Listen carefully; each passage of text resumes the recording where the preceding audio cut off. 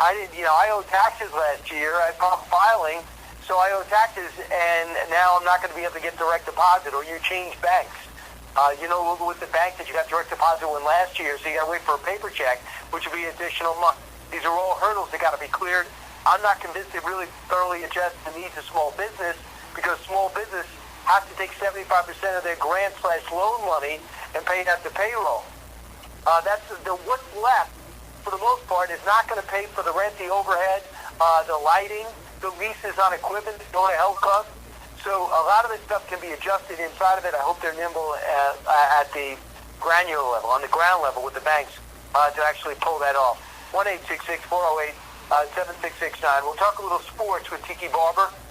He's got his own sports show. Finest running back in Giant history, we know that. We'll talk to him about that. I also want to take your calls and go through your emails. Gordon is listening in Plant City, Florida, WLKF. Hey, Gordon. Hey, thanks for taking my call. Look, I love the president, and I believe that we should continue to do social distancing, but I think that President Trump was wrong when he criticized the Sweden herd immunity model, which is working. They're not doing anything with lockdowns. They're kind of an odd nation as far as being an outlier, but their method is working, and it's working well. Okay? Yeah, so I'm not sure, Gordon. I might have missed it. Let me stop you there for a second. I might have missed it.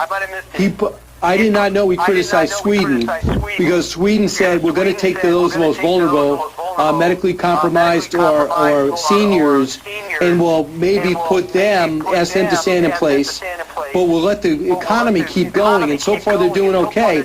Denmark seems to be back to work. Germany's getting back to work. Go ahead. Well, what I'm saying is I emailed you an article in which it said that President Trump criticized Sweden. I don't know if it's true, but in that article, I also supported President Trump's request for spending cuts, and I tried mentioning this the last time, but I was on my bad telephone. He requested spending cuts, almost $2 trillion of our national debt is college debt.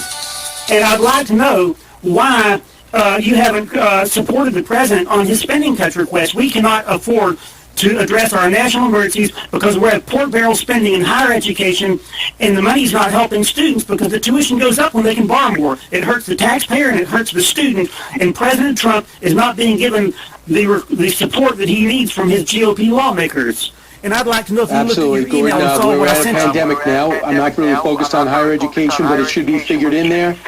Student debt is part of the agenda for Democrats. I think it's one of the top agendas for those who get elected next. And the plan, right now, that you go to a private school, if it's NYU, if it's American, if it's Syracuse, you're spending $70,000. $70,000.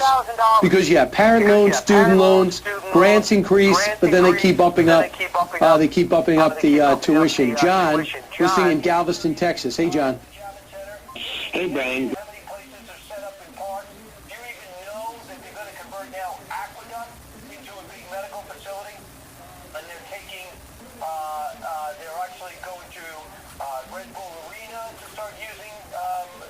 That is a medical facility. They're making all this stuff, making these conversions happen while we speak.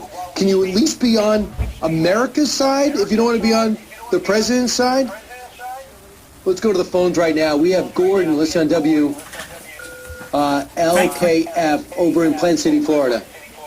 Thanks for taking my call. Listen, you guys love President Trump and are fiscal conservatives like me. And last March, President Trump asked for loan limits from the GOP delegation, and they've not done anything. And we're talking $2 trillion out of $20 trillion of our tax dollars being used to make and guarantee college loans, and the tuition goes up when this money is used. It's not helping students. It hurts students and it hurts taxpayers. Can you slow down a second? What did you say? Whoa. What did you say? You said that the president asked...